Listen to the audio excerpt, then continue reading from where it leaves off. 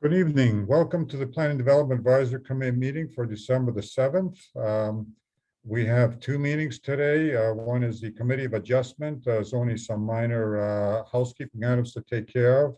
And then the Planning Development Advisory Committee meeting, which we have some minor items to take care of. And then we have a Public Information Center related to discussing the potential changes to the home industry section of the comprehensive zoning bylaw.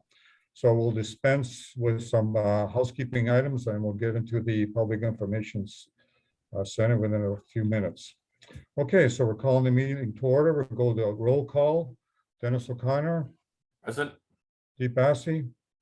Present. Paul Sedra. Present. Dan Kennedy. Present. And I, John Sapoulos, I'm present as well. Lynn, do we have any disclosure as our peculiar interest? No, Mr. Chair, we do not. Okay, so let's go to the minutes of November 9th, 2021. Do I have a mover for the minute to approve the minutes? I'll move. Okay, Dennis moves, second by Deep. Seconded, yes. Okay, and all in favor? Dennis, In favor? Deep, In favor. Paul, In favor. Dan, In favor. and I'm in favor as well. There are no other matters, and we adjourn the Committee of Adjustment. I have a mover to adjourn the Committee of Adjustment. I can move it. Dan, second. Deep, okay, all in favor? Dennis, In favor? Deep, In favor. Paul, In favor. Dan, In favor. and I'm in favor as well. So that's it. So let's move into the Planning Advisory Committee meeting and calling the meeting to order. As I mentioned at the start, we have a public information center, and we'll get into that in a couple of minutes. So we'll do the roll call again. Dennis O'Connor, Present. Deep Assey, Present. Paul Sedra, Present. Dan Kennedy, Present. and I, John Sapoulos, I'm present as well. So we have the minutes of November 9th, 2021, PDAC minutes to approve. They have a mover, I'll move. moved by Dennis and second by I'll Paul. second it. Okay, go around the table for approve. Dennis, Approve. Deep, Approve. Paul, Approve. Dan, Approve. and I approve as well. Okay, Lynn, do we have any disclosures of pecuniary interest? No, Mr. Chair, I did not receive any. Okay, fair enough. So there's no applications for site plan or design review, no zoning bylaw amendments, no land division. Now we move into other matters. So this is the Public Information Center dealing with the home industries, changes to the home industry section of the comprehensive zoning bylaw. And it's sort of informal meeting, a sort of pre-meeting to any future formal meetings we'll have at a later date. So the purpose of this Public Information Center is to inform and provide an overview of the current zoning bylaw, zoning provisions related to home industries, outline the current issues and concerns, provide a summary of proposed changes being reviewed, and obtain feedback from the public. Staff will also provide information about how to stay informed throughout the process. The township is providing a variety of ways to submit feedback, such as attending public information meetings, submitting written comments via email or regular mail, participate by completing the home industry survey on engagepuslinch.ca, and or speaking directly to a planner or township staff member. If you have any questions on how to participate, please email planning staff at planning@puslinch.ca or phone 519-763-1226 extension 4. Please note that this meeting is video and audio recorded, and all electronic meetings are uploaded to the municipality's YouTube page. By registering to participate in the meeting by electronic means, you are consenting to have your likeness and comments recorded and posted on YouTube. The County of Wellington planning staff, Zachary Prince and Joanna Salzberg, are here to present tonight and respond to any questions or comments that you may have or any of the members of this committee may have. This public information center is an addition to the statutory meeting requirements and provides a public opportunity to learn more about the proposal. The public can stay informed to receive updates on this proposed amendment by requesting to be added to the circulation list, subscribe to and engage puslinch.ca, and or contact staff to receive digital or paper copies of the available documents. So we'll turn it over to the county staff. So we'll be enabling the question and answer function as well, if you wish to write in comments, and we'll answer them after we allow the members of the public who wish to speak have done so and have asked have their questions answered and comments noted. So we'll turn it over to you, Zachary, to take us through your presentation. Okay, thank you, Mr. Chair. Appreciate the introduction. And just to add a little bit to that too, I mean, as Councillor Spoulos mentioned, this is more of an informal meeting than the statutory public meeting. So in terms of formal meetings, after this meeting, we'll work with the comments that we've received and try to craft a bylaw before going to a public meeting, and then ultimately after that for approval to Township Council. So as noted, I just have a brief presentation that we can go through. So if everyone can see that. What we've got in Puslinch, or maybe just a brief overview of the way this meeting will work is I just have some background information, kind of the current zoning provisions, some of the issues and concerns we've received to date, some of the changes that have been discussed to date. And we have brought 2 information reports to Puslinch Council already. And then further how the public can get involved and stay involved throughout the process. So back in 2018, the township approved a new zoning bylaw, which came into effect in January 2020. So we're coming up on 2 years of the current bylaw being in effect.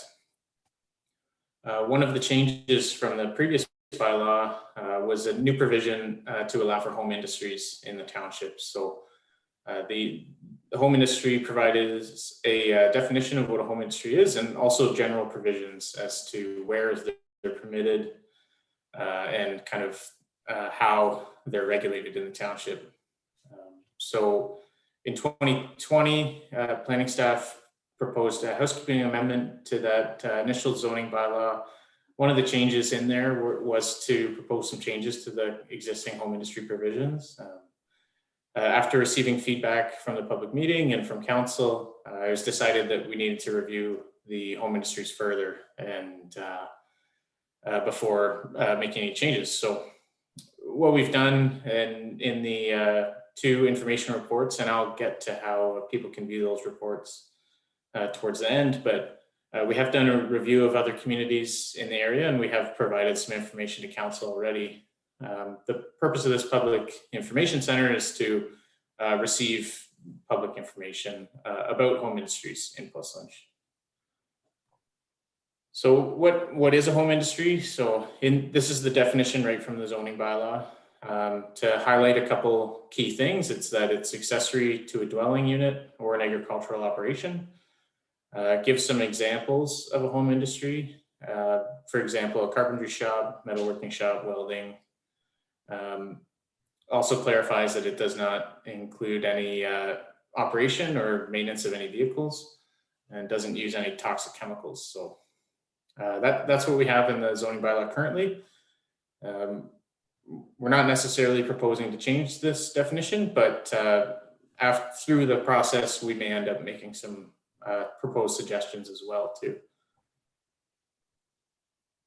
So I guess to further clarify, the idea of the home industry is to go a little bit beyond home business, which is already permitted in the zoning bylaw. So home business would be maybe a little less of a industrial type use. So this home industry goes farther than that and just allows some broader different types of uses that otherwise wouldn't be permitted as a home business, such as a welding shop or minor equipment.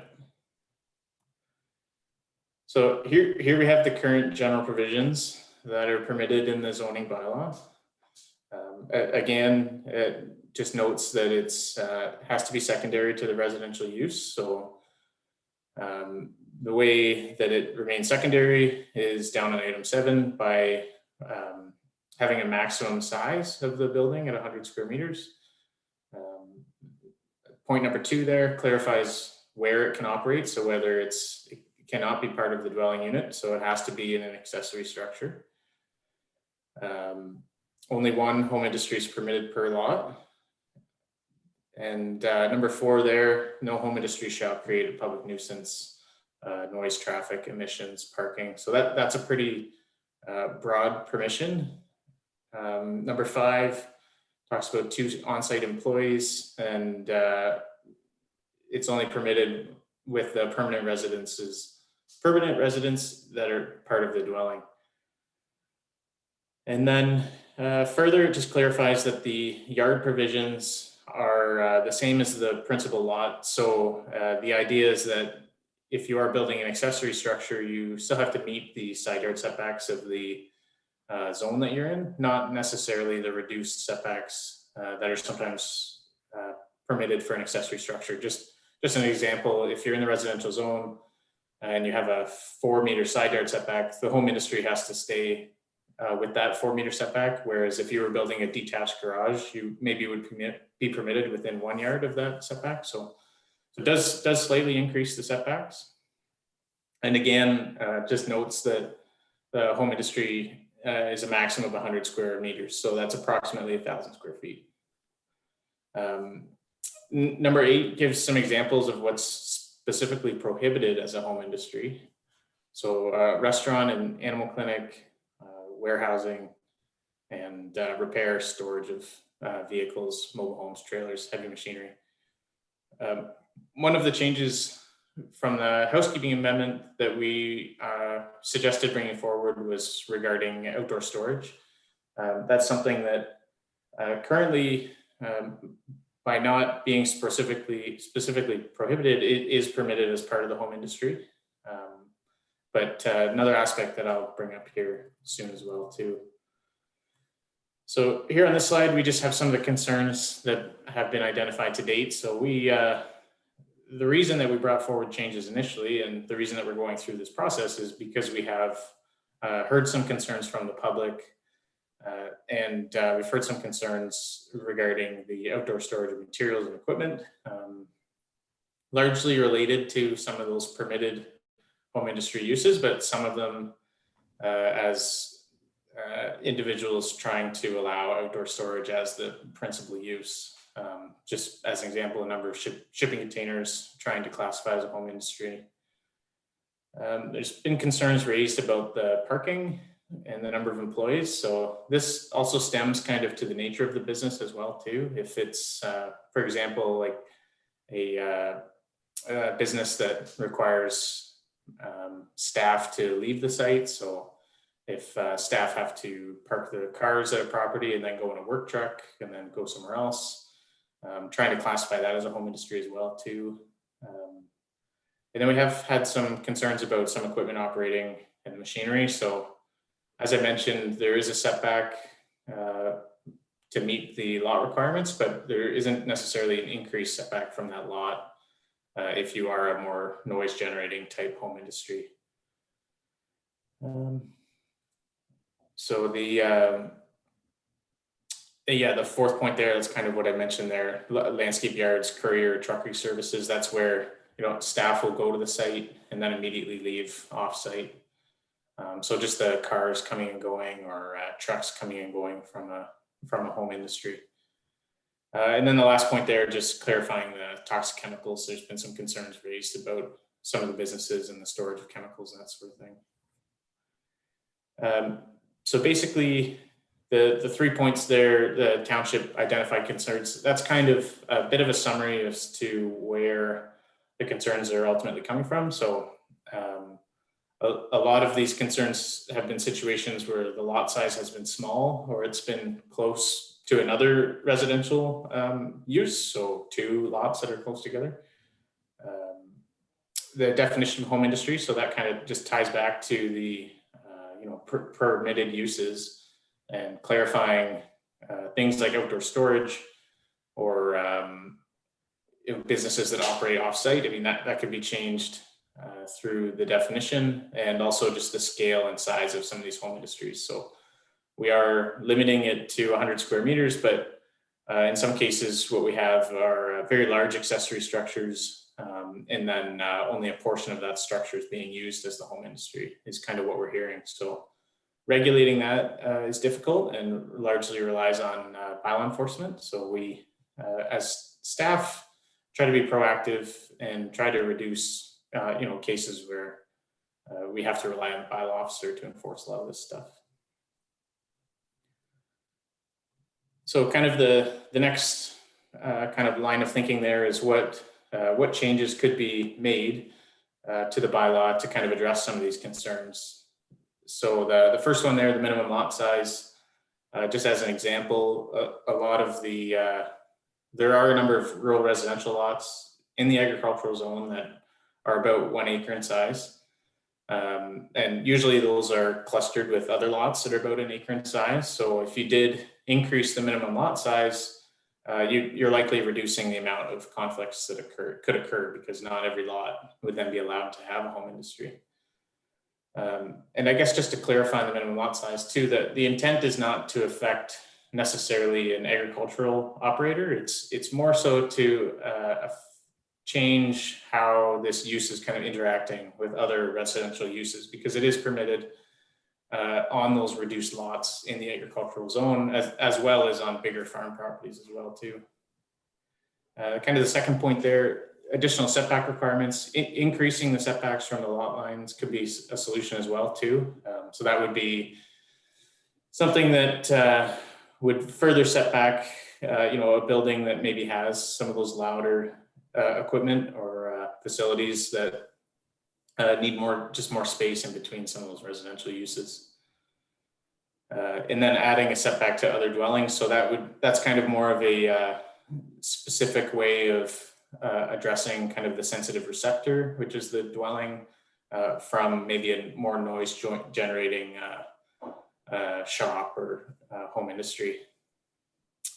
The third point there about outdoor storage, basically, if outdoor storage is permitted as a use, should there be some additional requirements such as screening or limiting the area and size as well, because currently we just have the cap on the building size and there's no cap on the outdoor storage component that is associated with that. Fourthly, there, the number of employees. I mean, that's also part of this review.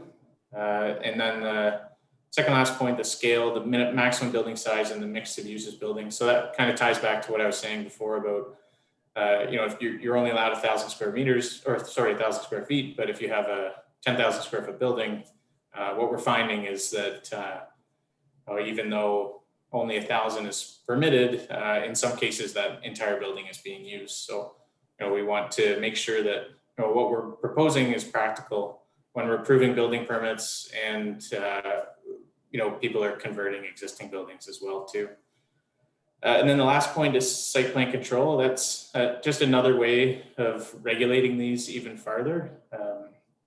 And just to maybe outline, we're not suggesting that all these changes be made. It could be a combination of any or all of these things. But I guess what you're hearing today is that there has been some concerns identified, and this is staff's proposed ways that the concerns could be addressed at the end of the day. So further to kind of explaining what the issues are and kind of what we're thinking of doing going forward, we also want to hear from the public as well too, and that's the purpose of this meeting too. So whether it's operators, whether it's people that live in proximity to some of these things, or if it's just people generally concerned in the township, that's great. We want to hear your feedback tonight. We also have a township survey as well too, and that's on the Engage Puslunch website. And if you're not familiar with that, I can show everyone how to reach that website. Third point there, we always accept written comments as well too. So there's the address there to the Puslunch office, but you can always send an email to planning@puslunch.ca. And then the fourth item there, we are going to host some additional office hours. So if there were specific concerns, a planner would be able to be reached this coming Friday between 9 and 1. So we'll be available, but same thing, if you contact the township, then we can set up a time to discuss with anyone who's interested. And then the last point there is we still have to go through the statutory public meeting process as well too. So those, even after all of this, if no comments are received, or if you're still have concerns when we do go to the public meeting stage, those concerns can also be addressed at the public meeting or brought up and would be discussed in the recommendation report as well too. So how to stay informed. Also, Engage Puslunch has a subscribe feature. This is for people who want to get updates from the website specific to home industries, or just engaging with anything that the township posts online for that website. And if requested, we can also circulate information directly as it comes out the next meeting that we have a council, or if more information is provided. So what I'll do now is I'll just show everyone the survey that's been created.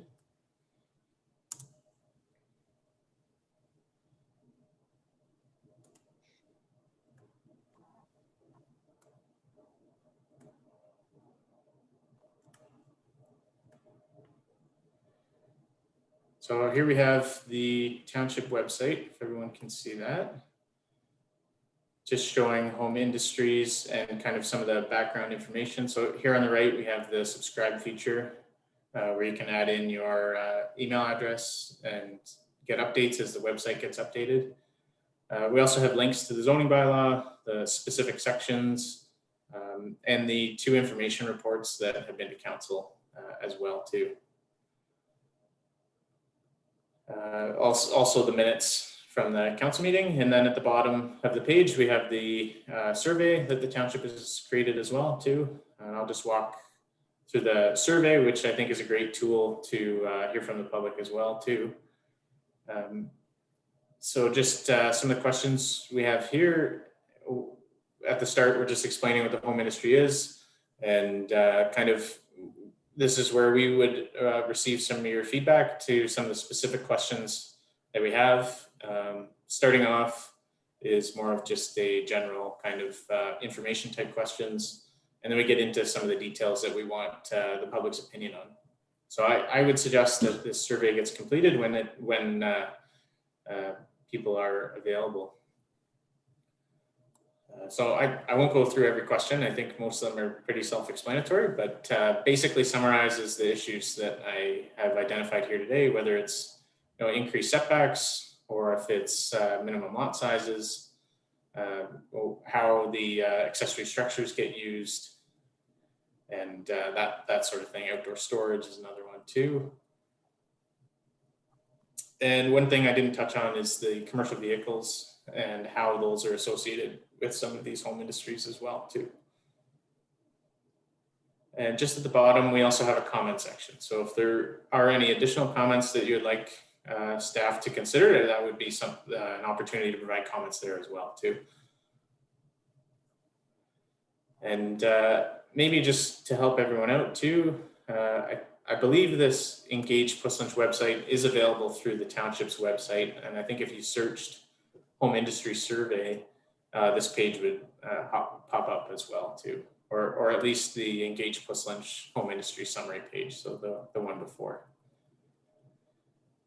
So that concludes my portion of the presentation, but again, the purpose of today is to receive feedback from the public. So I'm happy to answer any questions that come up, whether it's from PDAC committee here today or from the public as well too. Okay, thank you, Zach. Okay, it's now over to you, the public who are watching this. So if any of you have questions or require further clarification, information, or wish to present your views, please use the raise your hand feature, and our clerk, Courtney Hoyt Fox, will bring you into the meeting. So Courtney, would you please advise if there are any attendees watching the meeting who'd like to provide comments by designating with their raised hand? Mr. Chair, I see that we have about 6 attendees. I don't see any hands being raised yet, but maybe we could just give it a minute or so. Great.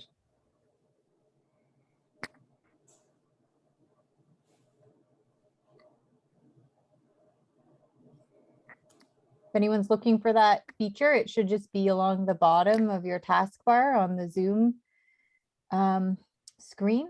And it just has a little hand. Oh, we have one hand being raised, Mr. Chair. Great, thank you.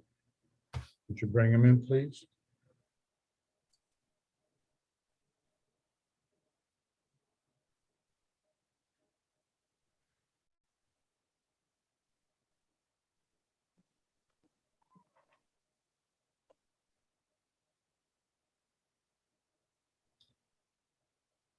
Mr. Chair, it looks like Ms. Janet Harrop has been moved over. I can see you're muted. Ms. Harrop. Janet, you're muted, so if you can unmute Mute. yourself. Okay, Janet, would you please state your There name I am. and address for the record so we can put it into our files? Janet Harrop, 7764 Side Road 5, Fergus, Ontario. I'm here out of interest as current chair of the Wellington Federation of Agriculture. Great, thank you. So please ask your questions or state your views.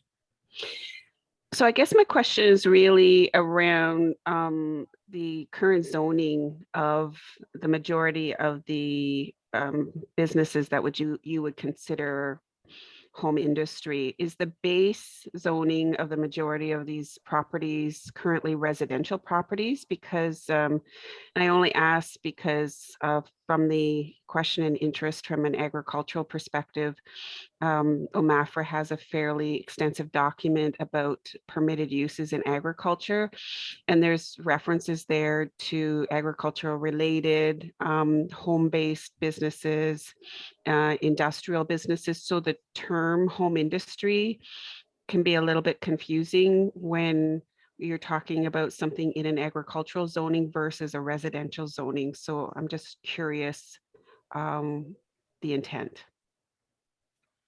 Zach? Yeah, so the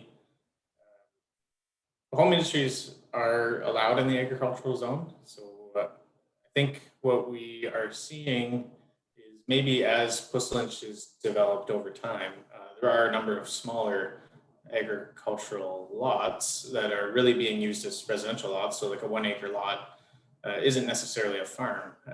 And the key part of that document, the permitted uses in the prime ag area, is that it is located on an agricultural operation. So I think what we're seeing is these home industries primarily are located on lots in the agricultural zone, but are residential lots, if that helps, Janet. Yeah, that was what I perceived as the difference, because to be kind of viewed as an agricultural lot and have agricultural income to qualify as from a tax perspective as being agriculture, I just wondered some of the related uses that you may see in a home industry aren't always agricultural related. So it does create a bit of a gray zone. So just wondered how, do you also have, I know that, sorry, I know the county in their current comprehensive review is looking at the OMAFRA document for the guidelines on permitted uses in the ag areas. So is there an intent, and forgive me if you already have this within your bylaws, that to specify in agriculture versus home industry? Yeah, that's a good question. I think we're not necessarily looking at it at this time, but that is something that definitely we'll have to consider going forward as well too, especially once the official plan is updated. I think in Puslinch, maybe which is different than other parts of the county, is there is quite a bit of the secondary agricultural area. So historically, that has meant that there's kind of more permissions for the commercial and industrial type uses. So I think basically the way this bylaw worked at the time is there's no different, I guess there's no split between prime agricultural and secondary agricultural, sorry, in the zoning bylaw. It's just all agricultural. Whereas in the county official plan, we have prime agricultural and secondary agricultural. And I think the uses there are quite different, but the home industry permissions are permitted across the board in the zoning bylaw. So what was maybe more permissive intended for the secondary agriculture is also being allowed in the prime agricultural area right now, if that makes sense. Yeah. Yeah, I guess the question is the difference and the gray zone between what's permitted in primary or secondary versus what's allowed, permitted in home industry. And just for clarity, for people that have land in the agricultural area that particularly that are not actively farming, it creates potential conflict with people that are farming and following normal farming practices. We just want the rules applied consistently across all industries, really.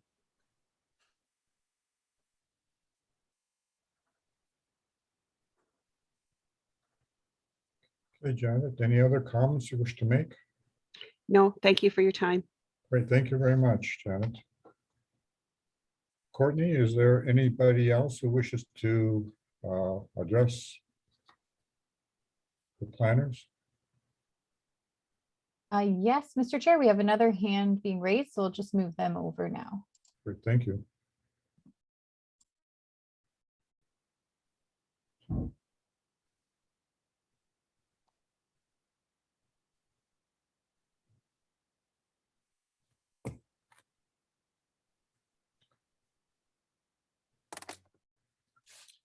Hi, Barclay. Hi, Mr. Sepoulos. Yeah, Thank so, you. so if you can give us your address, Barclay, and your name, so we can put it on the record. I know who you are, but I don't think planners know who you are. 4402 Concession 11, just outside of Corwin. All right. So And- Barclay, so if you can give us your questions or your comments or. Yeah, thank you for having this, and thank you for being public, having a public information session about this. I know it's hard to do, not in person, and I apologize for my background. I had to go to a spot where I can get cell service for internet. So I apologize that you can't see me. I just wanted to say, having been part of the process with the 2018 zoning bylaw, I know the township and the staff went through a lot of work, and I do appreciate everything on it. And I think that what is in there for home industries is very fair. And I know I have a neighbor who started as a home industry, and he's now moved to an industrial commercial area just off of Brock Road because he grew too big. And home industries and home businesses give a lot of opportunity for entrepreneurs, and that's something we need more of, and local employment as well. And we never know how far they're going to go. So I was interested about your comment that there have been some complaints from the public in regards to some businesses. I'm just curious if there were statistics kept about these complaints. Something that kind of popped up more than the others potentially that can be maybe resolved with those business owners. Yeah, that's a good question. I know the township has done a detailed look at some of the complaints, but maybe Courtney, could you maybe speak to if that is available, or kind of how much we can share about that? Sure. So I know that as part of the one of the latest planning reports that went to council, there was some information related to just the general nature of the complaints that were received, just respecting confidentiality for the business owners and everyone involved. But I think the survey questions and the county reports up to this point have really highlighted the main concerns that we've seen. So again, to do with the kind of the scope and the scale of operations, the noise, proximity to neighbors, existing on smaller sized agricultural lots. Those are the main concerns that we see, and the issues that we do receive the most complaints about. So I hope that helped answer a little bit of the question without giving away too much about the complainant or the property owners and that sort of thing. And I think too, just to add to that too, it definitely the township has discussed with these individuals as well. I do know that we've had a number of people come to our township for its beauty and for its location for the 401. And I know for some people it does take an understanding of the fact that there is economic activity going on, and it's not just always a quiet neighborhood out in the country. And I'm just wondering if that could be part of the concern for some of them, that's all. Because sometimes it just, when you first move to a neighborhood, it's not as quiet as it is, but then you realize that, it's actually a good neighborhood. It just has little, tweaks to it. Yeah, that's certainly a good comment. And I think, as I mentioned, and you touched on it too, Barclay, Pussland just changed over time. Continues to change, and that's, we're not looking to, take away some of those maybe aspects that, bring people to Pussland and, make it a great spot to be. We're kind of looking at, how we can also be consistent with the policies and, Pussland historically under the previous bylaw, was very permissive with businesses, and that the whole secondary agricultural area does allow for some unique type situations in the rural area that we don't see in the county or kind of this part of Southern Ontario. So, we still want to respect that aspect of Pussland and the bylaw as well too. So we're not looking to kind of reinvent the wheel, but we are, as you mentioned too, we are looking to maybe make some tweaks to try to compromise on some of this stuff too. Okay, no, I appreciate it. Pussland is a great place to live, and I just want to help people understand that. Appreciate your time. Great. Thanks, Barclay, for your comments and questions. Courtney, do we have any other attendees who wish to speak?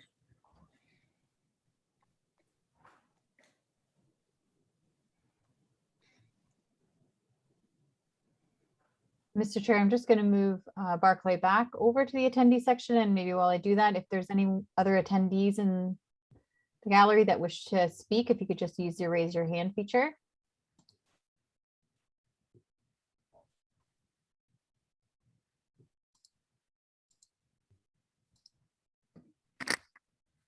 Mr. Chair, I don't see any hands being raised right now. Okay, so let's go through our committee members, and we'll just circle back to the public one last time after the committee members had a chance to ask questions or comments. Okay, Dennis, we'll start with you. A couple maybe questions here. Do we have a handle on the numbers and the size of these business operations that might be running on a property? Yeah, that's a tough question. I think what we've found to date is maybe a lot of these complaints or kind of operations maybe wouldn't actually meet the zoning bylaw. So, there's just not necessarily everyone has gone through the process, I would say. So in some cases, people are running businesses that, that do meet the zoning bylaw, but and if we don't receive a complaint, we would never know about it at the township or the county. And that's fine and that's great. But often what we found is when we do receive a complaint, they don't actually meet the zoning bylaw, but they're trying to fit into this home industry definition. So I guess to answer your question, we don't have a good handle on it. Okay, because in agriculture, we have that, right? So if you are a legitimate agricultural operation, it's recorded. We know that that farm has claimed the farm business tax rebate. So we have a way of knowing that. And we can use that to say you're a legitimate farm operation. Is there a way to know if there's a business registered on a particular address or lot? So that I just wonder how we can get a handle on what kind of scope, we put something in, are we affecting 5 people or 500? Yeah, that's a good comment. Courtney, do you have anything to add to that? Yep. So Postage doesn't actually do any sort of business licensing in the township. So we don't know which properties actually have home industries, home businesses, that sort of thing. The county does have a directory within their economic development department of businesses in our industrial, commercial, institutional sector of the township. That's dependent on those properties that are zoned in that way. But I think where we lose track is our agricultural properties or our properties in the residential zones that permit home businesses and home industries, because we simply just don't issue licenses. So we do become aware of them through the complaint process, or if a building permit is submitted and the applicant is forthcoming about what the use is. And that's really how we become aware. My question is, I know I have to have a business registration number to run my consulting business. So that's somewhere in the field of everything, right? Is there a way to get that cross-referenced to know the scope? It's probably not achievable with the processes that we have in place right now in the township. No. Okay, that's where my concerns for now. John. That's a really good comment, Dennis. I mean, that's something that we definitely have to consider here for sure. Okay. Anything else, Dennis? No, that's good for me right now. Okay, Deep, your turn. You're muted. Okay, you're unmuted. Okay, go ahead, Deep. Hey, Zach, thanks for the information. That was awesome. Quick question regarding the number of employees with the home industries or home-based businesses. Because I remember when we had a spa at home and we had to deal with that as well, because the limit is only 2 people, I believe. So how does the county or the township determine how many people are, okay for that type of business? Yeah. So the two people permitted. I mean, we did look at some other townships and what other places are doing, and 2 people permitted is pretty consistent across the board for this type of thing. I think the idea really is maybe, as Barclay noted, that this is kind of a small scale type of operation, and at a certain point you outgrow your operation and maybe you do become a nuisance, and then at which point you should go into the industrial area. But the number of employees, I guess, is really there to keep it at that small scale level, but it's not exactly an exact science as to where the number of employees comes from. And now what about commercial vehicles being parked at these agricultural properties? Yeah, so that's something else that we've kind of brought up there in the survey. Really, I would say the intent of these home industry provisions, aren't necessarily to allow for transport trucks or that sort of thing as the main business. But if you do have a commercial vehicle associated with a business, I mean, that's something that we do have to consider. Is that appropriate or is that not? And how many vehicles should be permitted as well too. Okay, thank you. Okay, Paul?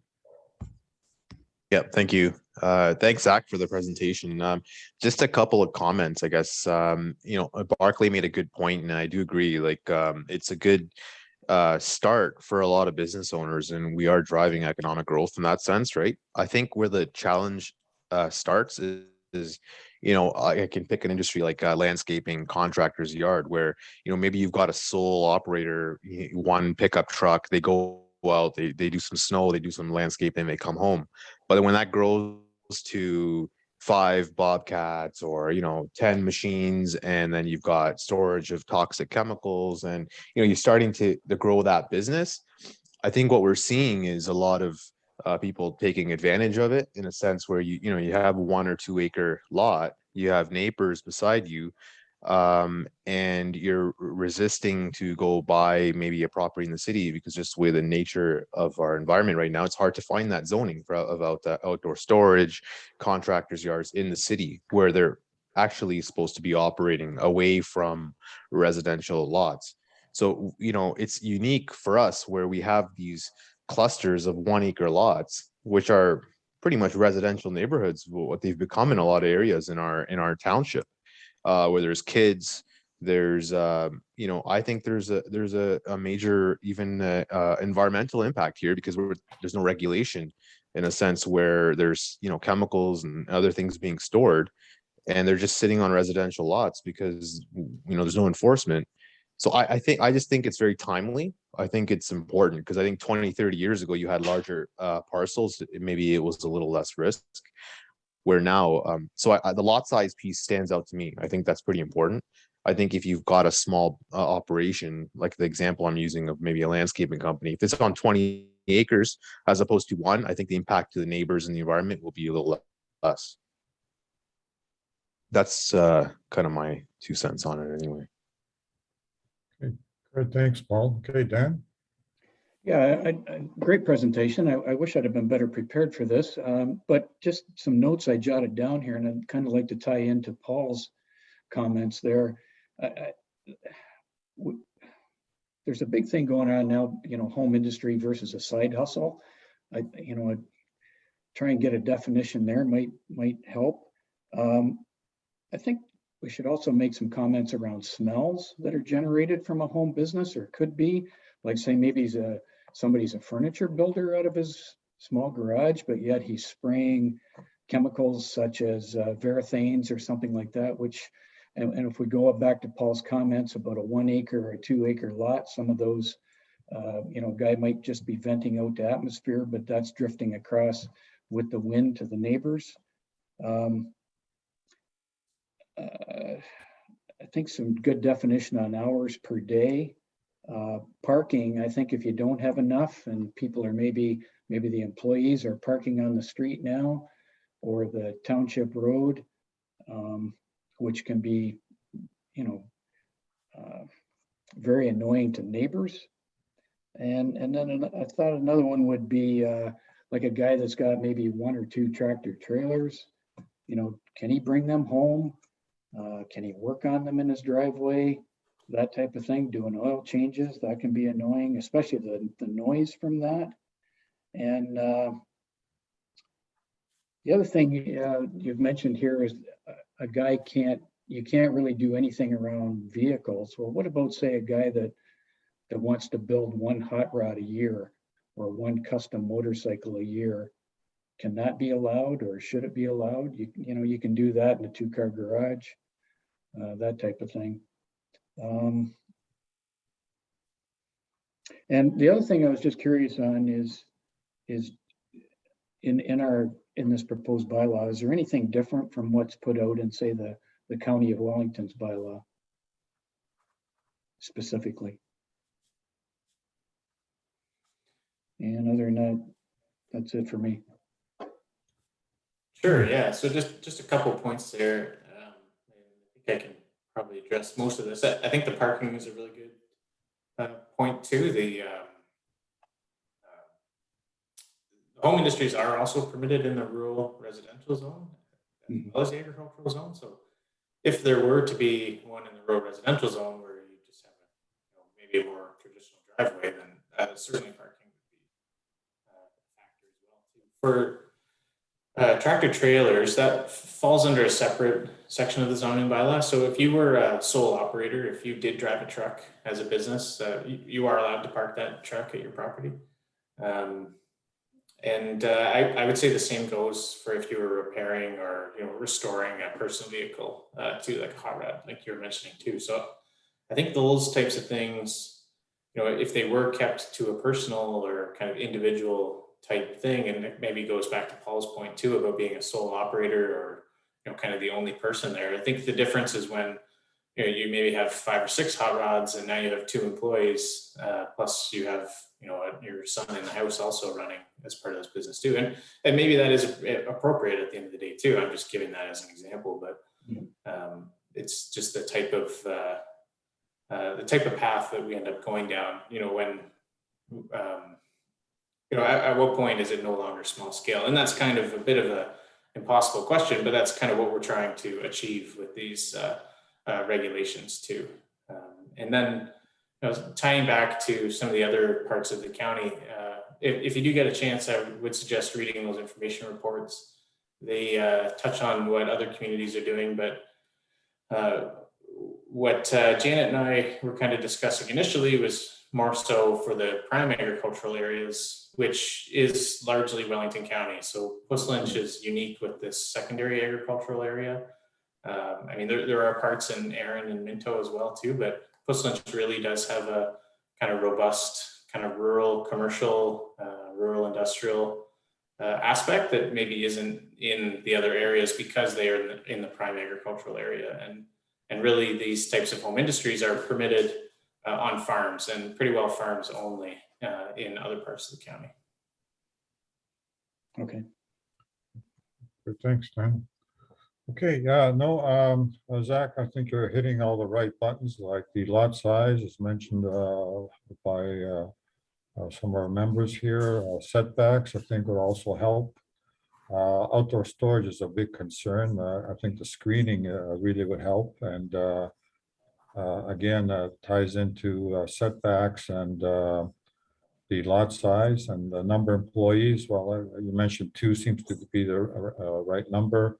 And certainly, if a home business requires more than 2, like seasonal people, like picking berries or all that sort of thing, I think there has to be a consideration for that as well.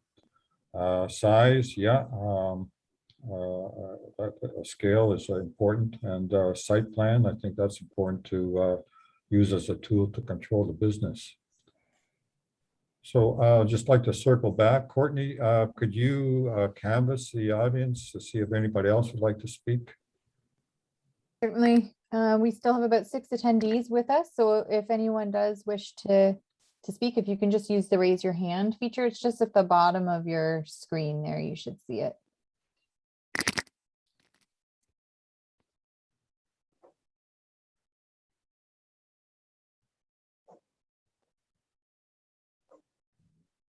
Mr. Chair, I don't see any hands being raised right now. Okay, very good. So we'll close this Public Information Center and go into the committee. Next item is, next meeting is Tuesday, January the 11th, 2022. Lynn, do we have any idea of the agenda for that meeting yet? Yes, Mr. Chair, right now, at the moment, we have 2 minor variances that we've received that will go in January. I haven't received any consents yet from the county, but they could come by the end of the week. Okay, so let's get into adjournment. And before we adjourn this, wish everybody Merry Christmas and Happy New Year, and have a good time with your family. So let's get to mover to adjourn the meeting at 7:54. I'll move it. Deep, second, Paul, all in favor, Dennis, Favor. Deep, In favor. Paul, In favor. Dan. In favor. Okay, great, thank you. I'm in favor as well. Have a good evening, guys. You too. Yeah. Thanks, everyone. Night. Merry Christmas, everybody. everybody.